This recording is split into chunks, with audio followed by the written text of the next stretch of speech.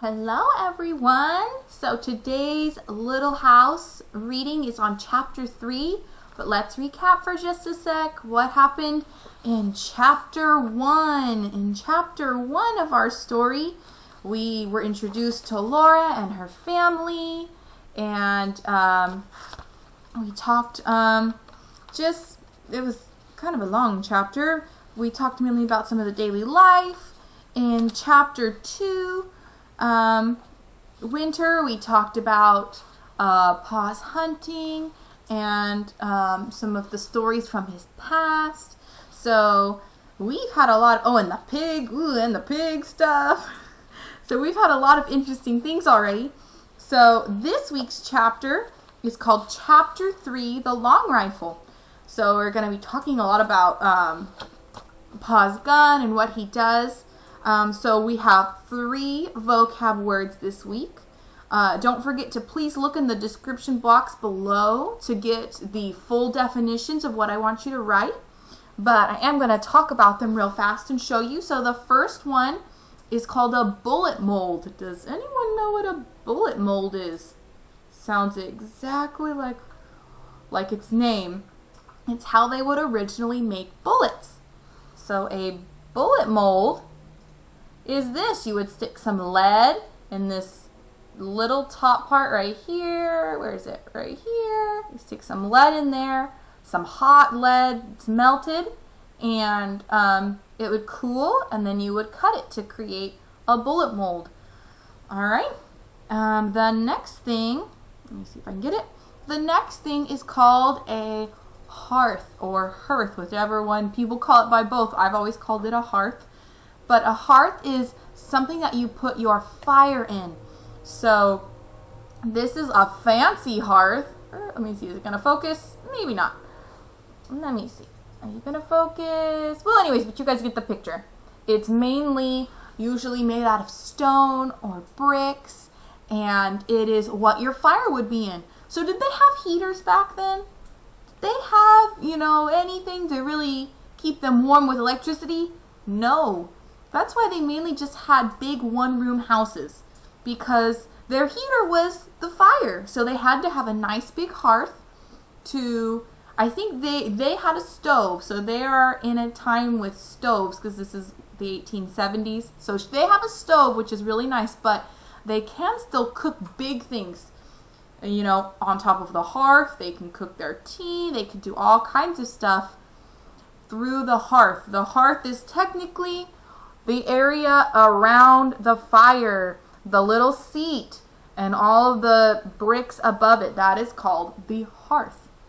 Okay, and the last one is briars. Has anybody ever heard of that?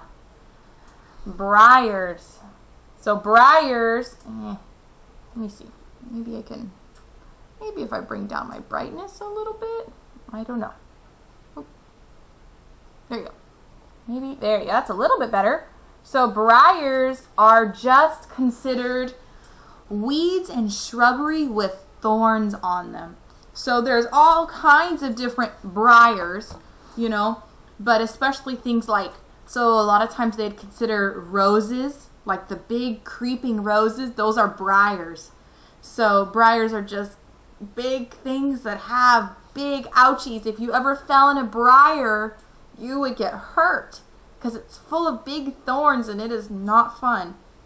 So those are our 3 vocab words this week: gun mold, hearth, and briar. So please look in the description box below so you can write those down. And without further ado, I think we might as well get started reading on Chapter 3, The Long Rifle.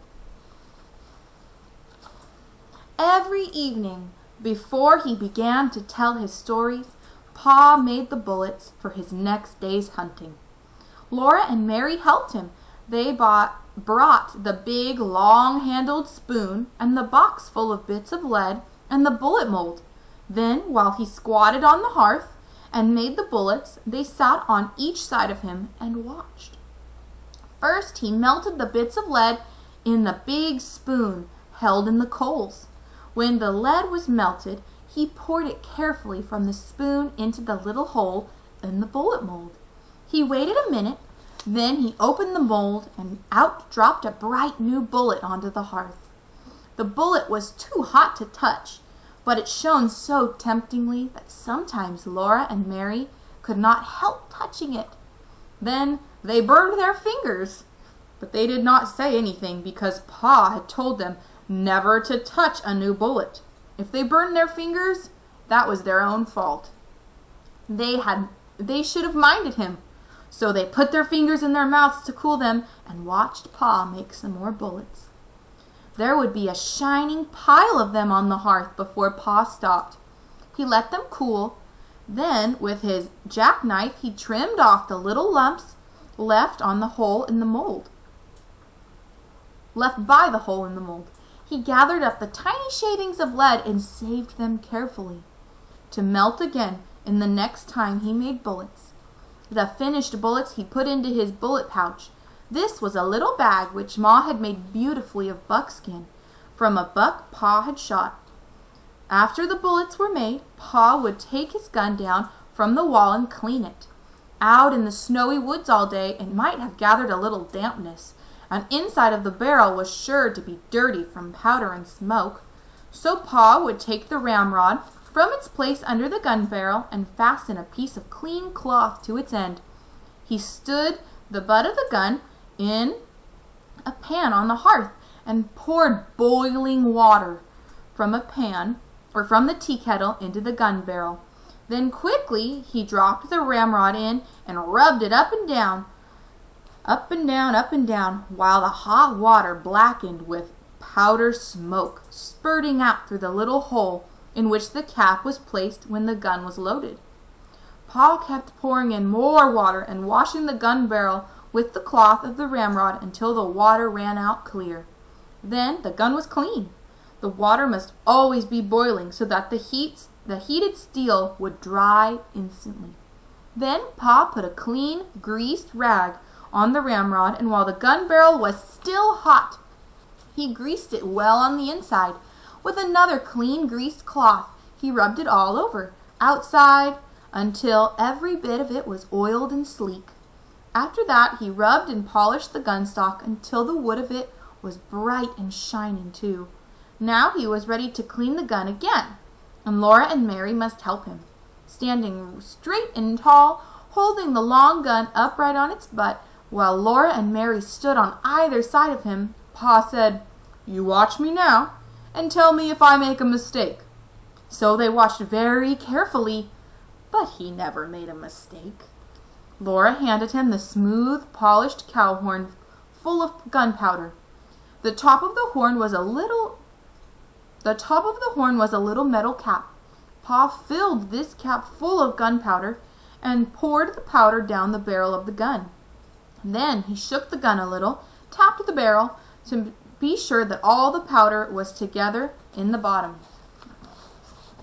Okay, let me see if you can see that.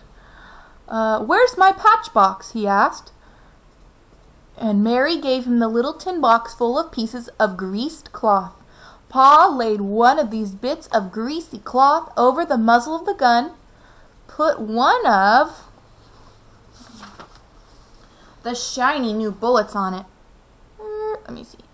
There we go. And with the ramrod, he pushed the bullet and the cloth down the gun barrel. Then he poured them tightly against the powder. Pounded them, tightly against the powder. When he hit them with the ramrod bounced up in the gun barrel, and Pa caught it and thrust it down again. He did this for a long time. Next, he put the ramrod back in its place against the gun barrel. Then, taking a box of caps from his pocket, he raised the hammer of the gun and slipped one of the little bright caps over the hollow pin that was under the hammer. He let the hammer down slowly and carefully. If it came down quickly, bang, the gun would go off. Now the gun was loaded, and Pa laid it on its hooks over the door. When Pa was at home, the gun always lay across those two wooden hooks above the door. Pa had whittled the hooks out of a green stick with his knife, and had given their straight ends and had driven their straight ends deep into the holes in the log. The hooked ends curved upward and held the gun securely. The gun was always loaded and always above the door so that Pa could get it quickly and easily any time he needed a gun. When Pa went into the big woods, he always made sure that the bullet pouch was full of bullets and that in the tin patch box and the box of caps were with it in his pocket. The powder horn and a small sharp hatchet hung on at his belt, and he carried the gun ready, loaded on his shoulder. He always reloaded the gun as soon as he had fired it, for he said he did not want to meet trouble with an empty gun. Whenever he shot at a wild animal, he had to stop and load the gun, measure the powder, put it in, shake it down, put in a patch and the bullet and pound them down, and then put a fresh cap under the hammer before he could shoot again. When he shot at a bear or a panther, he must kill it in the first shot. A wounded bear or panther could kill a man before he had time to load his gun again. But Laura and Mary were never afraid when Pa went alone into the big woods. They knew he could always kill bears and panthers with the first shot. After the bullets were made and the gun was loaded, came storytelling time. "Tell us about the voice in the woods," Laura would beg. Pa crinkled up his nose. "Oh, no," he said. "You don't want to hear about that time I was a naughty little boy." "Oh, yes, we do, Laura and Mary said. So Pa would begin. The story of Pa and the voice in the woods. When I was a little boy, not much bigger than Mary, I had to go every afternoon to find the cows in the woods and drive them home.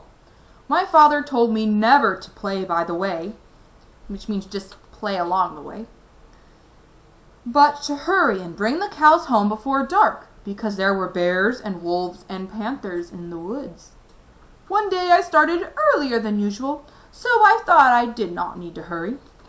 There was so many things to see in the woods that I forgot that dark was coming. There were red squirrels in the trees, chipmunks scurrying through the leaves, and little rabbits playing games together in the open places. Little rabbits, you know, always have games together before they go to bed. I began to play. I was a mighty hunter, stalking the wild animals and the Indians. I played I was fighting the Indians until the woods seemed full of wild men, and then all at once I heard the birds twittering good night. It was dusky in the path and dark in the woods. I knew that I must get the cows home quickly, or it would be a black night before they were safe in their barn, and I couldn't find the cows. I listened, but I could not hear their bells. I called, but the cows didn't come. I was afraid of the dark and the wild beasts, but I dared not go home to my father without cows. So I ran through the woods, hunting and calling.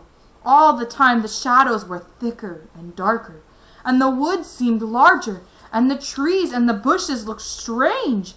I could not find the cows anywhere.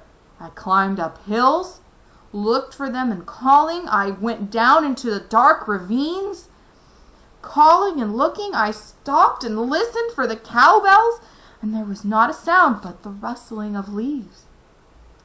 Then I heard loud breathing, and thought a panther was there in the dark behind me, but it was only my own breathing.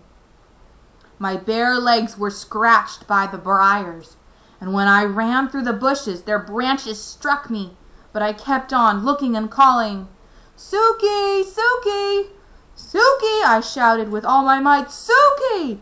Right over my head, something asked, "Who?" My hair stood straight on end. I was nervous. "Who? Who?" the voice said again, and then how I did run.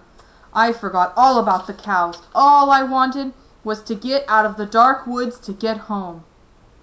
That thing in the dark came after me and called again. "Whoo!" I ran with all my might. I ran till I couldn't breathe, and still I kept running. Something grabbed my foot, and down I went. Here we go. Let's see. Can it focus on it? I ran with all my might. I ran till I couldn't breathe, and still I kept on running. Something grabbed my foot, and down I went. Up I jumped, and then I ran. Not even a wolf could have caught me. At last I came out of the dark woods by the barn. There stood all the cows, waiting to be let through the bars into the barn. I let them in, and then ran to my house. My father looked up and said, "Young man, what makes you so late? Been playing by the way?" I looked down at my feet, and then I saw that one big toenail had been torn clean off. I had been so scared that I had not felt it hurt